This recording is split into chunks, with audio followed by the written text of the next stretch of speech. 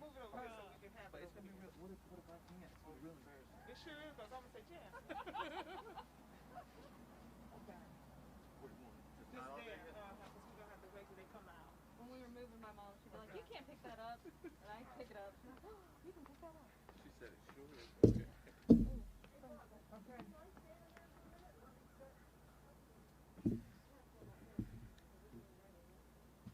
Good afternoon, everyone. Sound good? All right, cool beans. Why don't y'all ask her? Nobody asks her. No, I didn't. They always ask. What? They always ask. Is it gonna start right at 5:30? Look at here. Come on now, come on. We be trying, but come on. I'm not the one yet. I gotta move the thing out.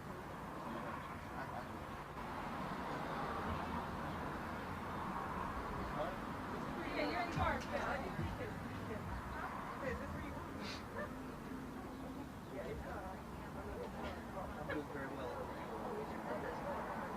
It's up now. Oh, can you let everybody know to come to the mic to ask questions if they have questions? Okay, yeah. Speaking of that mic. Testing 1 2 3 4 5 6 7 8 9 10. Testing 1 2 3 4 5.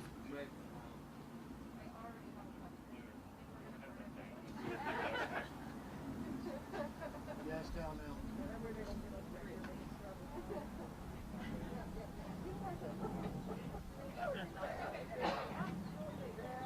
That one's on, right? Yeah. That one's on, yeah. That one's on.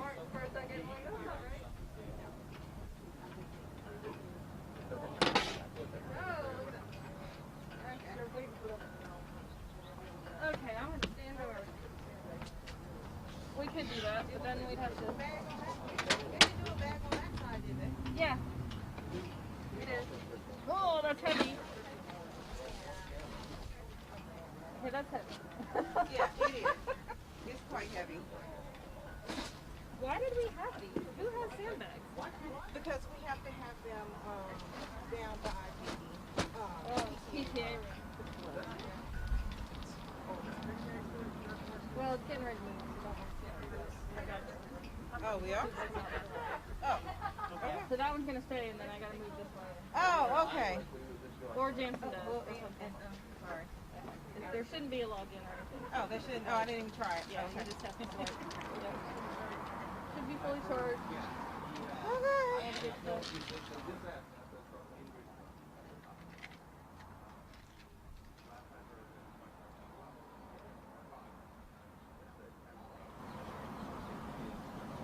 It was a beautiful day. Why didn't I go outside today? It's pretty. I know why. Because I do too much stuff up It's inside. also wasting away. True. When you get home, it'll be dark. It'd be a really nice day to be drinking a glass of wine on my back porch right now. Amen.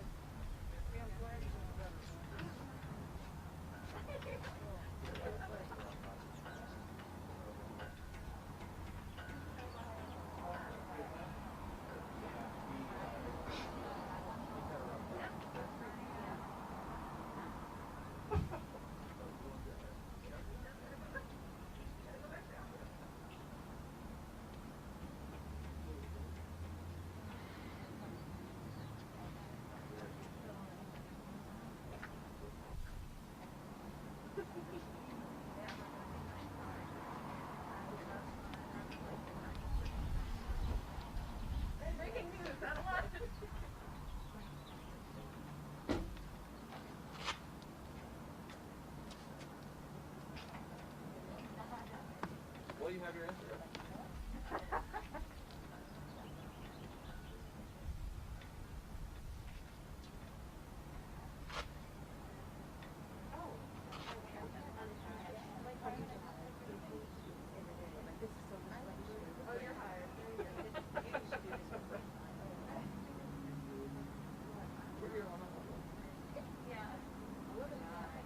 No golf.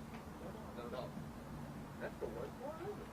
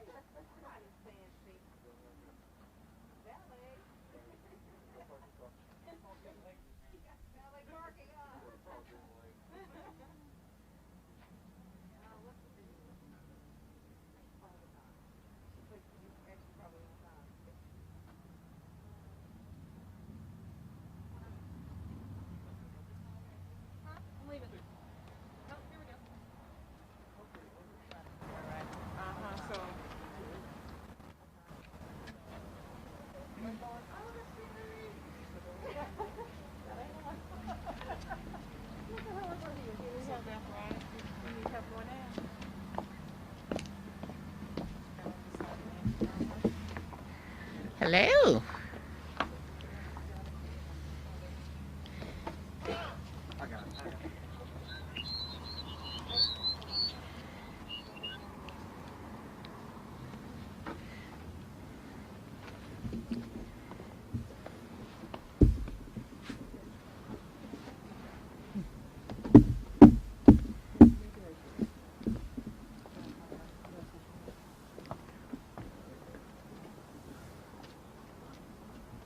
Okay. Good afternoon.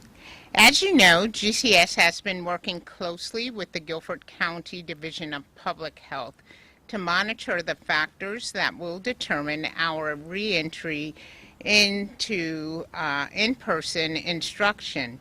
Given the current community health data, we are taking a more measured approach to returning students to the classroom. This approach will honor the preferences of parents who are ready for their child to resume in-person learning while still protecting the health and wellness of our students and staff. The revised plan brings back students in pre-kindergarten through second grade on October 20 for in-person instruction 5 days a week. However, sixth graders will not return as originally planned. Families of students in grades 2 who indicated their preference for remote learning over in-person instruction may continue to participate in the virtual academy or receive instruction at home, except at schools where interest was not high enough to support the program. The addition of a remote learning option at the home school will require some changes to teacher assignments and class rosters. Principals will share new classroom teacher assignments for grades K2 with parents and guardians prior to the start of school on Tuesday. Following the reentry of students in grades pre-K2, pending another review of community health metrics, students in grades 3 through 5 will return on either November 4 or 5, depending on whether the school was a polling site. Schools serving as polling sites need additional time to reset spaces for classroom use and will undergo deep cleaning on November 4. Students attending these schools will have remote learning on November 4th. Elementary schools serving as polling sites will reopen for in-person instruction on November 5th. All other schools will reopen on November 4th. You can find a list of these sites on our website. Students at the district's 4 public separate schools, Gateway Education Center, Herman Metz Education Center, Haynes Inman Education Center, and Christine Joyner Green Education Center, will also return November 4th or 5th, depending on whether they are a polling site. Originally, these students were scheduled to return on October 20th. The few high school students who must complete requirements for the Certified Nurse Assistant program prior to graduation in the spring will also return to school for their practicum on November 4th or 5th, depending on if their school is a polling site. The decision about whether the second round of schools will reopen will be announced on October 30th. As part of the revised plan and pending additional reviews of community health data and trends, middle school students and certain vulnerable student populations in grades 9 through 12 may return on November 12th. To reduce the number of students on campus at the same time by 50%, middle school students will return on a staggered A-B schedule for 2 days of in-person learning and 3 days of remote learning. Certain vulnerable student populations in grades 9 through 12 will also return to school for in-person instruction. This includes students in grades 9 through 12 who are homeless, in foster care, in the first 2 years of English language acquisition, or who have disabilities and are served in a self-contained classroom. These students may return 4 days per week with remote learning on Wednesdays. The decision regarding the return to in-person learning for this round of students will be made on November 5th and will be announced on November 5th. If health metrics warrant a delay, these students may return on December 7th or January 4th, with announcements made November 30th and December 29th, respectively.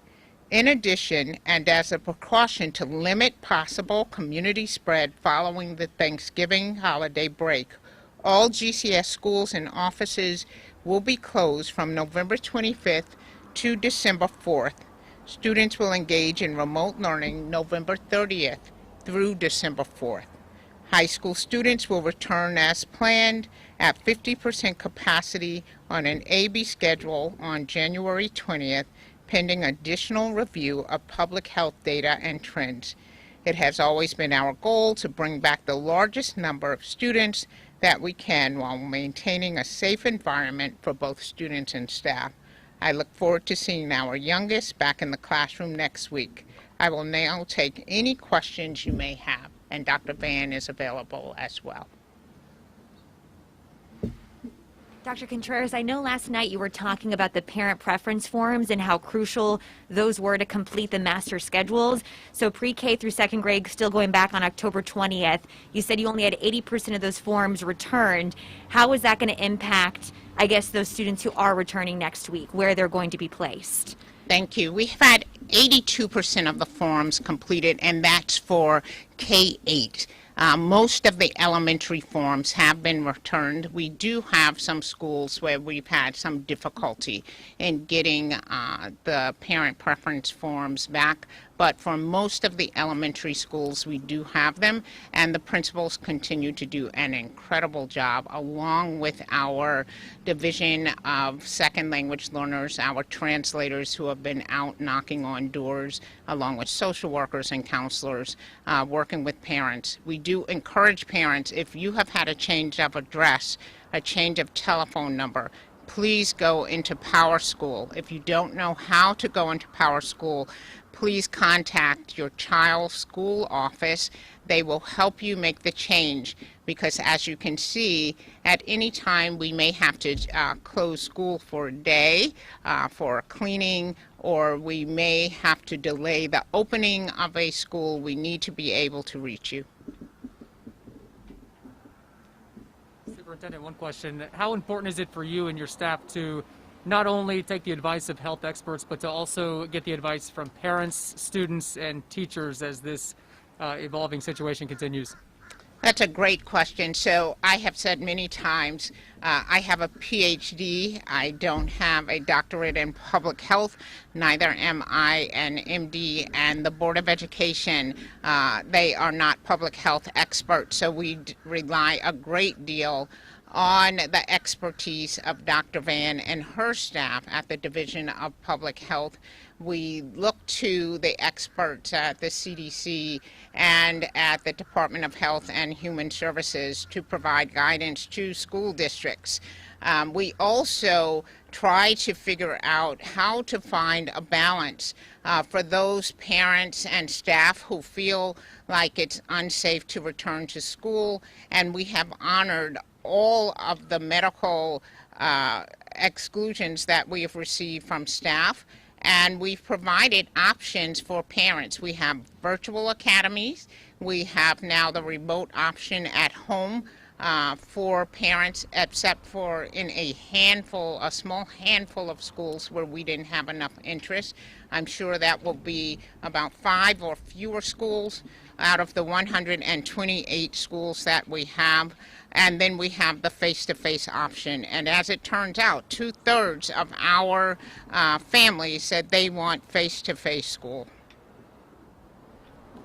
Dr. Contreras, is there a concern that trends could go in the wrong direction for a sustained period of time? And if that does happen, what would be the process and the plan? Would students get pulled out of school and go all remote again, or what would that look like? Yeah, I had a little difficulty hearing you as cars were going by, but I think you said, is there concern about the trends not improving or going in the wrong direction?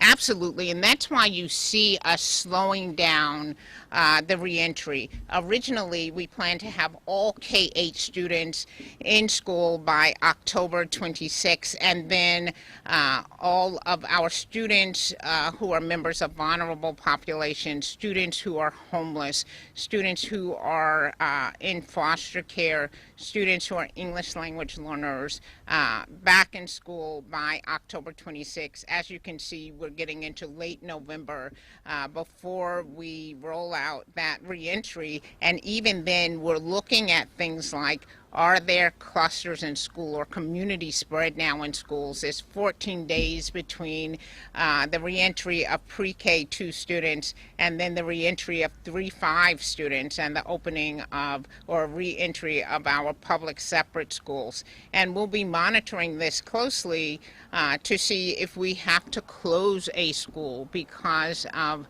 any spread in a particular school.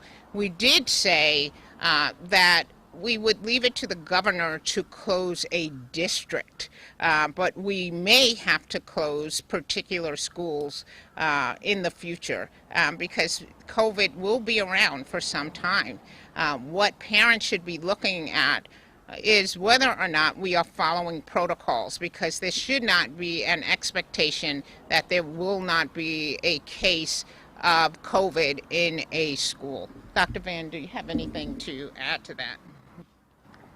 Yes, thank you, Dr. Contreras. So I think that it's important to mention the fact that we continue to look at the metrics, we continue to look at the data. We know that going forward we need to continue to pivot and be flexible and determine exactly which way we need to go. That's why our recommendation to the school district and to Dr. Contreras was to take a systematic approach, a measured approach, to continue to look at the data and see exactly which way we're going in order to make decisions as we go, and not to make a full decision now, but really see how the numbers are going, how the metrics are going, and just go from there.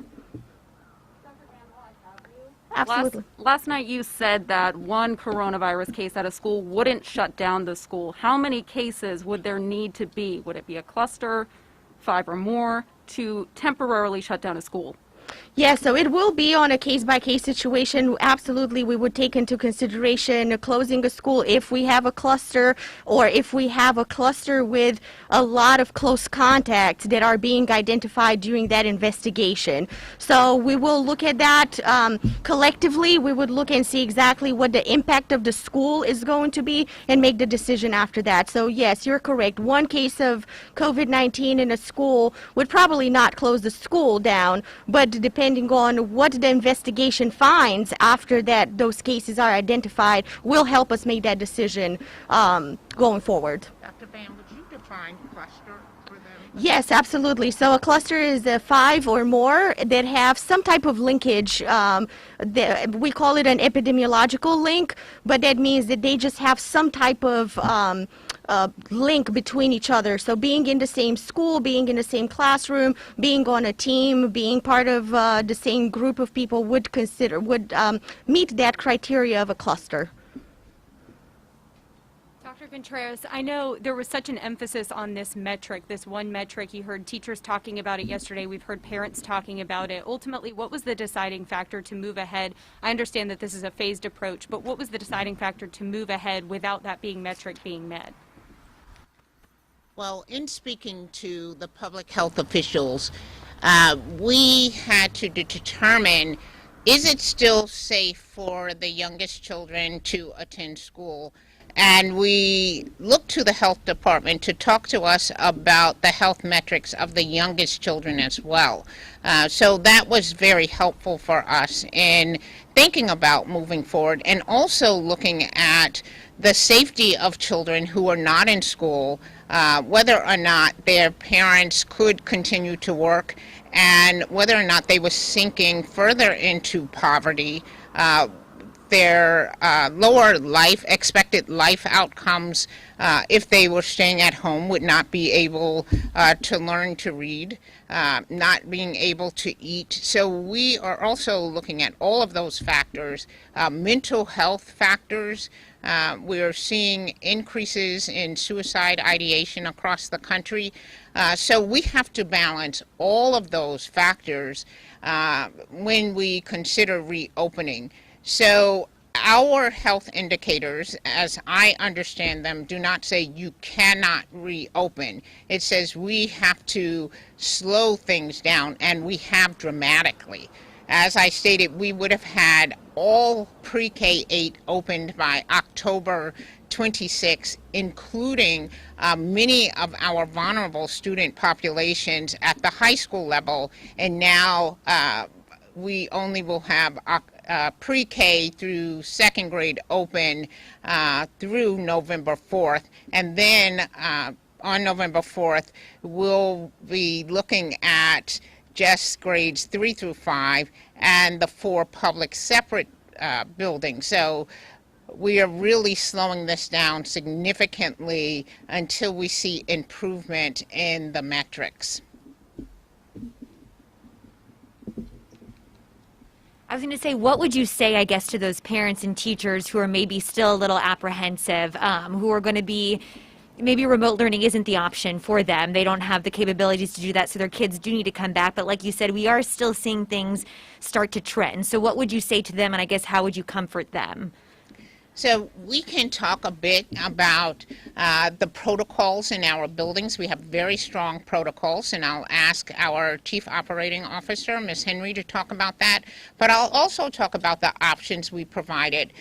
We have virtual academies that teachers can select to work in the virtual academies. We have now the remote options at the home schools. Teachers can teach in those that option, and students can also choose that option. So we have 3 different options for families and for our staff. And as I said last night, if a teacher feels like the virtual academy or the remote option is for them, I don't think they're a bad teacher. They have that right to do that. But as a lawyer explained, the legal counsel explained, we cannot provide an option where it's voluntary and they can still be compensated because it's not legal. Not because we don't care about them. It's not legal for us to do that.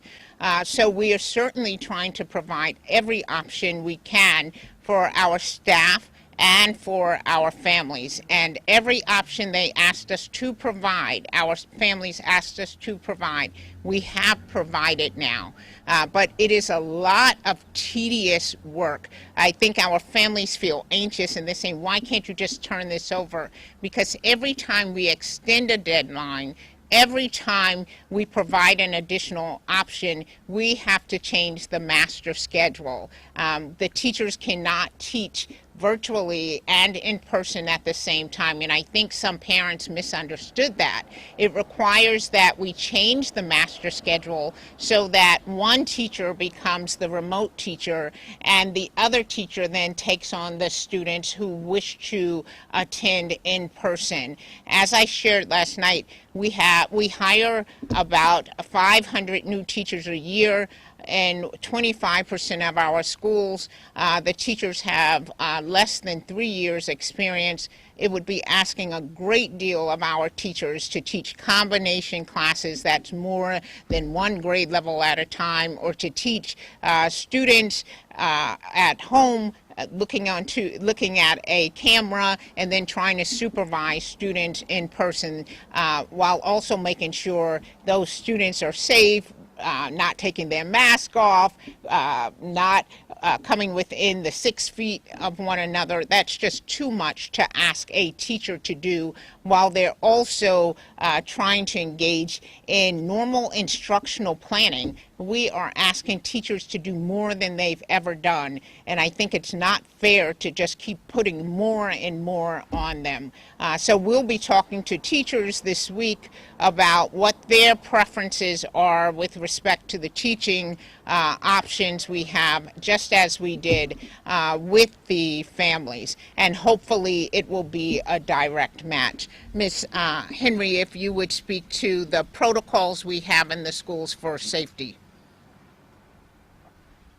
Thank you, Dr. Contreras. So we've added protocols at all of our schools in several areas. We can start with the cleaning and hygiene, where we have brought additional supplies into our schools. We've brought masks, hand sanitizer, additional disinfecting wipes. We've trained custodians. We're adding custodians, extending their hours, adding contract custodians where we need to be sure that our buildings are in a good place as far as cleaning and hygiene goes. We've also done work to be sure that our students are socially distanced by moving desks and arranging desks in classrooms. We measured all of our classrooms to determine the capacity of each classroom for social distancing. So right now we've got leadership going out to schools. We've got custodial area managers. We've got chiefs. We've got our school support officers. They're all going out in schools to be sure that schools have got everything that they need to be ready to welcome students. When we think about transportation, we're going to reduce the number of students on all of our buses. Again, and that's an additional protocol just to be sure that we're following all the guidance, the NCDHHS guidance. So we've got several areas where we're taking additional measures.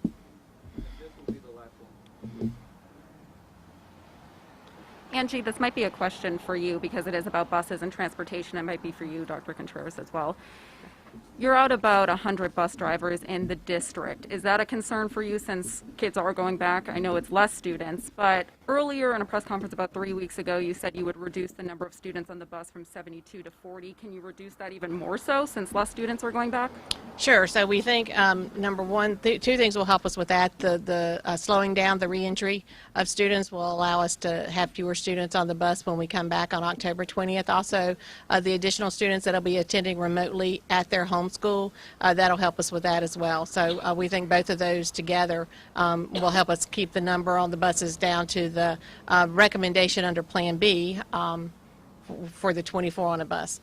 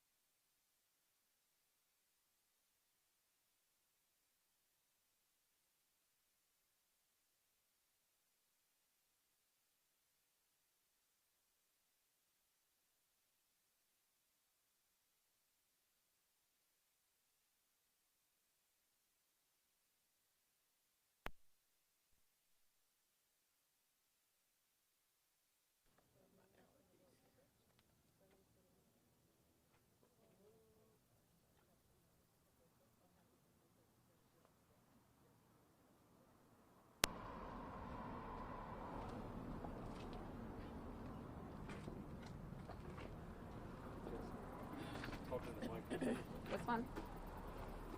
Hello, hello, hello. Mic check. Can you hear me?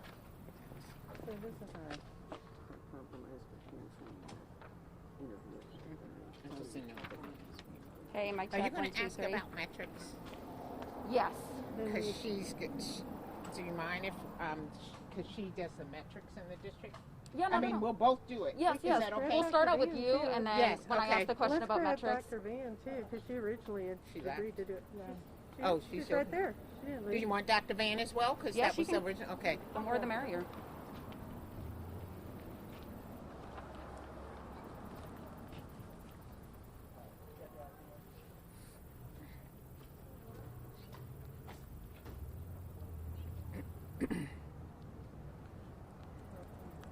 They said we're about 30 seconds out.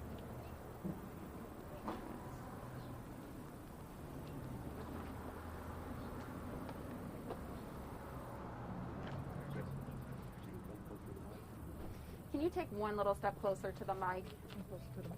This way? Oh, this way. Yeah. Can you hear me at this level? I can. A little, okay. But you know what? Let me give you my microphone. Will they be seeing you? No, you won't see me. No. Okay, this will go directly into my hearing aid. I'll put it on you. That's different. Perfect.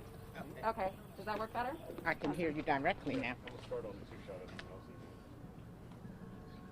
It's making, let me put it so it doesn't look like it's falling. Hello, Chad. I'm sorry. We're just getting the mic situated right now. This is live television for you. We are joined with Superintendent Dr. Sharon Contreras. Thank you so much for joining us exclusively on WFMY News 2 after that major announcement that many parents have been waiting on pins and needles for. What is the major takeaway from this announcement that parents need to know? This evening we announced that we are slowing down, dramatically slowing down the reentry, but we are still moving forward. So on October 20th, we will be moving forward with pre-K through second grade, and then we're going to hold off for 2 weeks to still reconsider metrics and to look for any clusters that may occur. And then on November 4th or 5th, depending on whether or not the school is a polling site, we would continue with grades 3 through grades 5, and then the 4 public separates if the health metrics are allow. And last night at the Board of Education meeting, you did say that 2/3 of GCS, of the district of parents, want to go back to in-person learning. That is upwards of 60%. So what would you say to parents out there, students out there who are in middle school, who were excited to go back on the 20th and 26th, respectively? Yeah, so I want those parents to know we still are looking for a way forward to return middle school students back to the classroom. I'm a middle school parent and I want him back in school as well. So we're looking to move those students back into the classroom on November 12th, pending health metrics. It's just not going to be on October 26th. So we're hopeful that all goes well from October 20th through November 12th. And I think that's about a 3-week period. 3 to 3.5 weeks, and we're hopeful that the middle school students will return at that point, along with our 9th through 12th grade students who are members of vulnerable populations, like students who are homeless, students who are in foster care, some of our students who are English language learners, and others. We also intend to open our public separates, as I said, on November 4th. And we look forward to welcoming those students back. So we ask that all students and parents please keep your telephone numbers, email addresses updated so we can give you the most accurate information. And we have about 40 seconds for one more question. So can I bring Dr. Van in, because this is about the health metrics, and this was a big deal at the Board of Education meeting last night, because I know we did want that positivity rate at 5% or below. It's at 6% currently today. Was that the major factor in determining the setback? I think it was a combination of factors. So just like we've been trying to say for a while now, that we're not looking at just that one particular measure, we're looking at all of them. So it was a approach by looking at everything that's going on in our community right now, including the positivity rate, but not solely the positivity rate. I appreciate it. Thank you. Dr. Absolutely. Contreras, if you could step back up again. Dr. Contreras, do you just have one message for parents out there who were perhaps watching the Board of Education last night? It did get heated, but this is a discussion that we all need to be having. Yes, so I think that for parents who are disappointed one way or the other, we are trying to address the wants and needs of all of our students and employees and parents. So we have offered both face-to-face options and remote options, both remote options at the school and a virtual academy. So there are only a handful of schools that won't have enough parent interest to even offer the remote option at the school. So we've tried to do what everybody has asked us to do, and still, we know not everybody is happy, but we want parents to know we are listening to our staff, we are listening. And so even staff that have some anxiety about this, they have options too to work in the virtual academy, to come back face to face, or to work as one of the teachers in the remote home program. So there are options to address all of the concerns of all of the constituents. Dr. Contreras, Dr. Van, thank you so much for joining us live on WFMY News 2. We'll have more information on our website, WFMYnews2.com.